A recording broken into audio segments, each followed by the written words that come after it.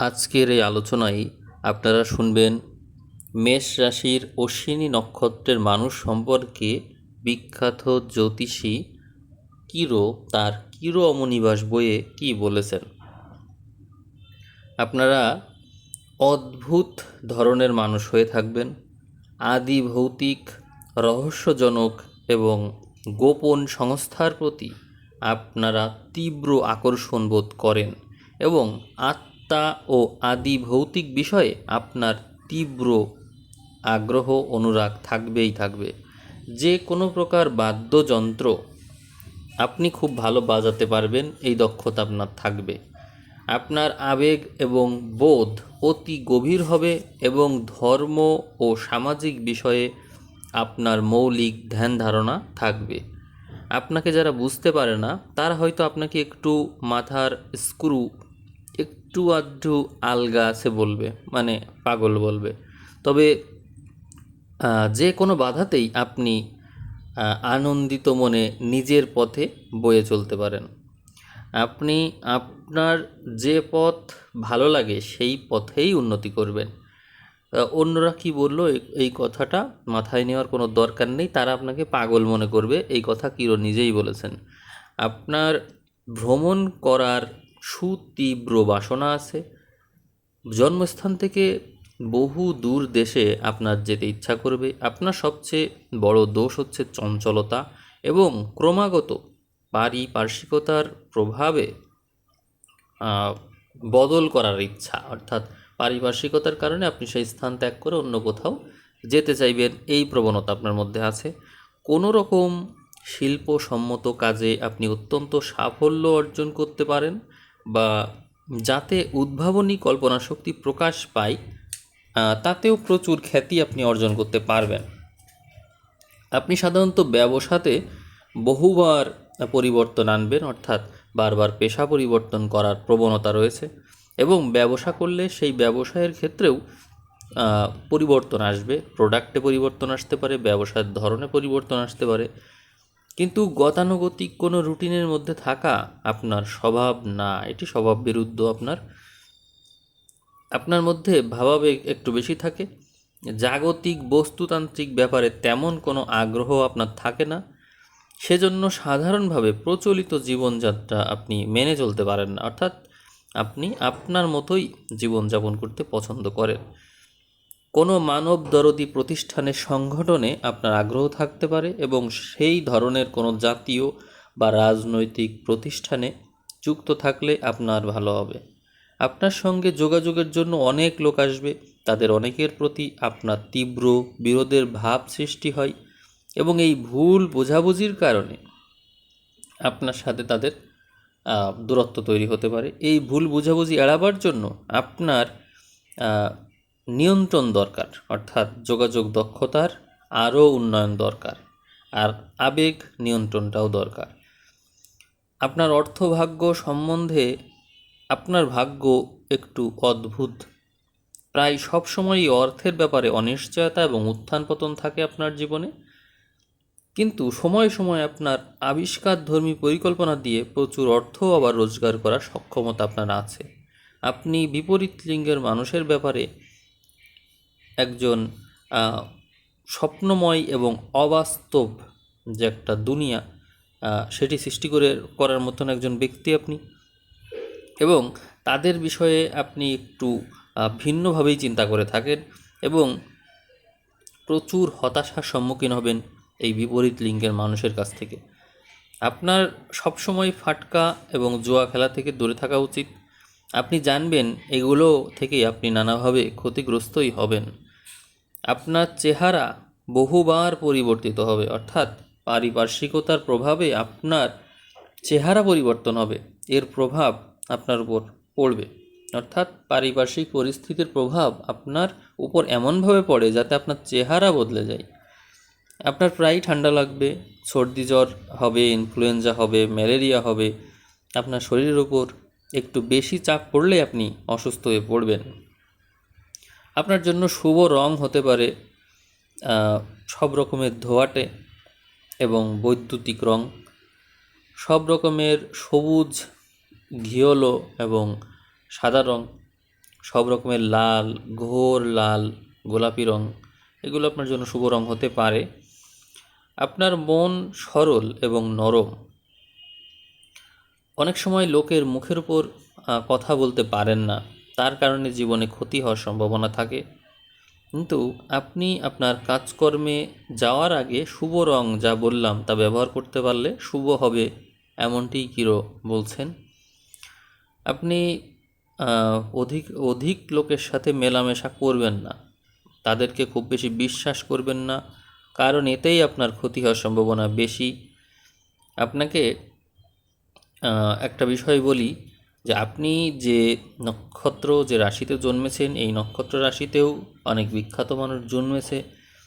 তারা কেউ ছিলেন প্রকৃতি বিজ্ঞানী, অর্থাৎ প্রকৃতি বিষয়ক বিজ্ঞানী, অর্থাৎ পরিবেশ পরিস্থিতিকে কতটা অবজার্ভ করেন আপনারা, সেটি কিন্তু এখান থেকে বোঝা যায়।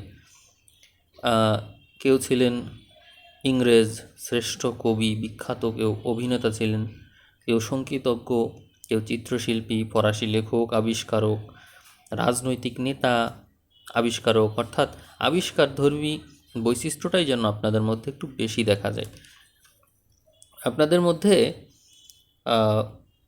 সবসময়ই একটা দৃঢ় ইচ্ছা শক্তি থাকবে এবং মন্ত্রের সাধন অথবা শরীর পাতন, প্রচণ্ড থাকবে আপনাদের মধ্যে, যা আপনি করবেন তো করবেনই। যেন লড়াকু স্বভাব, মেষের জাতক জাতিকা হওয়ার কারণে লড়াকু স্বভাব, এবং সাধারণভাবেই ব্যবস্থাপনা সম্বন্ধে আপনাদের প্রভূত প্রতিভা থাকে, বা বড় ব্যবসা যাতে প্রচুর পরিমাণে লোক নিযুক্ত থাকে এমন কোনো কাজে আপনার আগ্রহ থাকে এবং ভালোও করেন।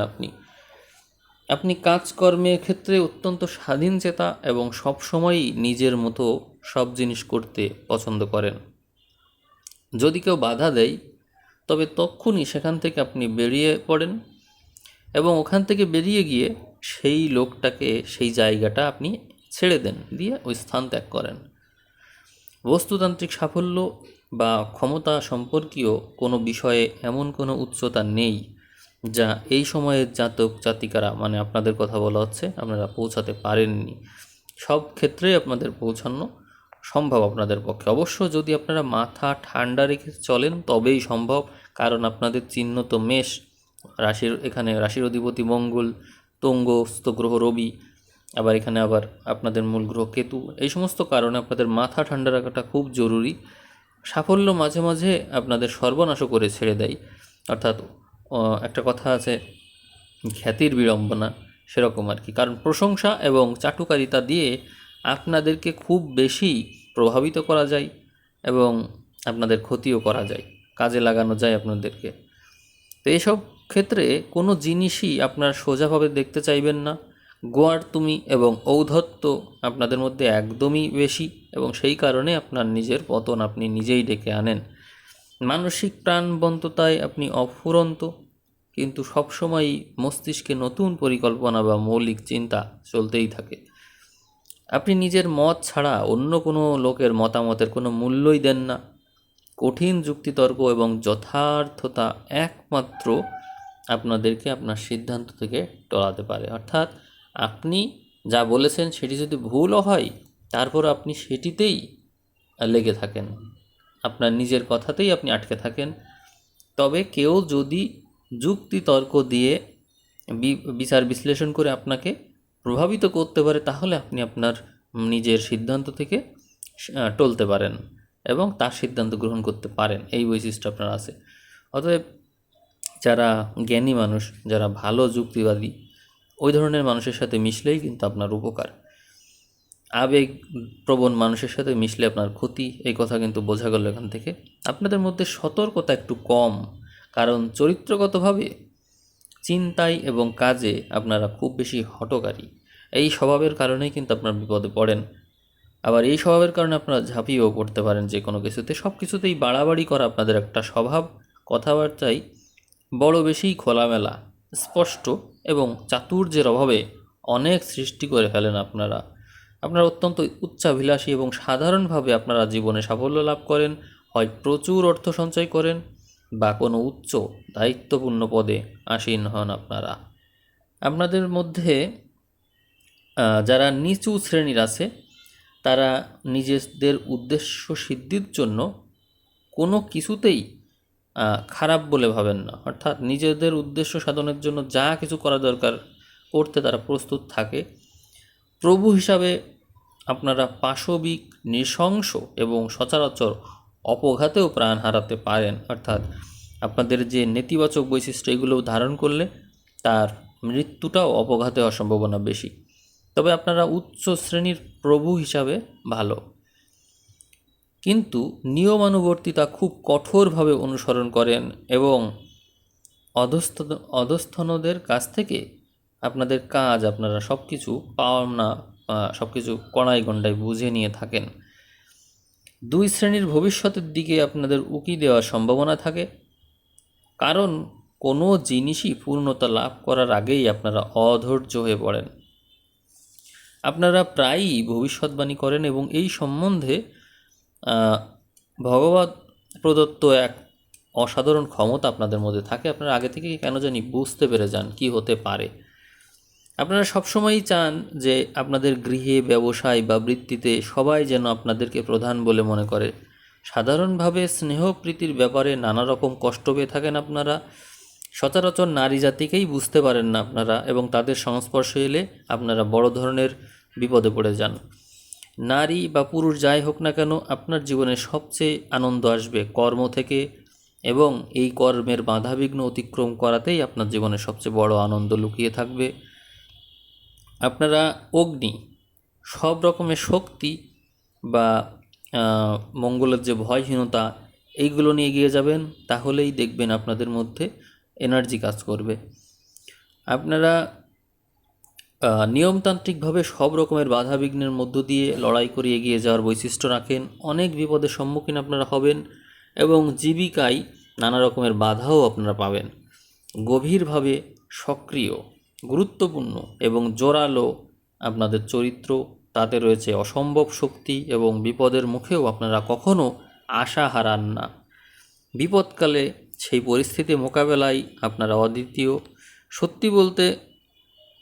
সত্যিই যদি আপনারা সাফল্যের দিকে নজর রাখেন, তবে আপনাদের হঠকারিতা অবশ্যই ত্যাগ করতে বলা হচ্ছে, কারণ সত্যিকারের বিতর্কের কেন্দ্র বিবেচনা না করে আপনারা যুদ্ধে অবতীর্ণ হয়ে পড়েন এবং প্রায়ই দেখা যায় যে আপনারা ভুল দিকটা নিয়েই লড়ছেন, অর্থাৎ দোষ আপনারই ছিল। কিন্তু আপনারা যদি মন স্থির করেন, তাৎক্ষণিকভাবে তাৎপর্য ভেবে দূরের দিকে দৃষ্টি না দিয়ে আপনারা এগিয়ে চলেছেন, এতে আপনাদেরই ক্ষতি হয়। একে দূরদৃষ্টি বলা ঠিক হবে না। বিশেষ মুহূর্তের বাসনাই মূলত আপনাদেরকে প্রভাবিত করে। আপনারা সবাইকে দেখাতে চান যে আপনারা কিছু একটা করছেন, কি করছেন, আপনারা আপনাদের জায়গাটা ধরে রাখতে চান, কিন্তু এতে যে আপনাদের ক্ষতি হচ্ছে সেটা না দেখেই আপনারা অন্যদেরকে দেখানোর জন্য ব্যস্ত থাকেন। আপনাদের সঙ্গে কিছু বৈশিষ্ট্য থাকে, যার মধ্যে থাকে নেতা হওয়ার ক্ষমতা, কোনো কিছু গঠন করার ক্ষমতা। আপনারা বস্তুনিষ্ঠ, আগ্রহী এবং উচ্চাভিলাষী প্রকৃতির মানুষ। সব রকমের প্রচলিত বিধি নিয়মানুবর্তিতা আপনাদের স্বভাব বিরুদ্ধ, আপনারা কিছুই মানতে চান না। সাধারণভাবে পারিবারিক জীবন খুব সুখের হয় না। যদি ভাগ্যক্রমে ভালো সঙ্গী পেয়ে যান তো ভিন্ন কথা সেটি। বস্তুতান্ত্রিক দিক দিয়ে দেখতে গেলে অবশ্য আপনার এমন কোনো উচ্চতা নাই যেখানে আপনি আপনার দৃঢ়তা, পরিচালন করার দক্ষতা এবং সংগঠন করার ভগবত প্রদত্ত যে ক্ষমতা সেটিতে আপনি পৌঁছাতে পারেন না। আপনি বিবাহ করলে বা পার্টনারশিপ রক্ষা করতে গেলে চিরপরামর্শ দিয়েছেন যে আপনি তুলাতে রবি বা চন্দ্র আছে এমন মানুষকে বিবাহ করলে আপনি সুখী হবেন, অথবা বেছে নেবেন সিংহ বা ধনু। সিংহতে রবি বা চন্দ্র ছিল জন্ম সময়, অথবা ধনুতে রবি বা চন্দ্র ছিল জন্ম সময়, এরকম ব্যক্তিকে বিবাহ করলে আপনি সুখী হবেন। তো তাহলে আজকের এই আলোচনা আমি এখানেই শেষ করলাম। আপনারা সবাই ভালো থাকবেন। সবাইকে অসংখ্য ধন্যবাদ।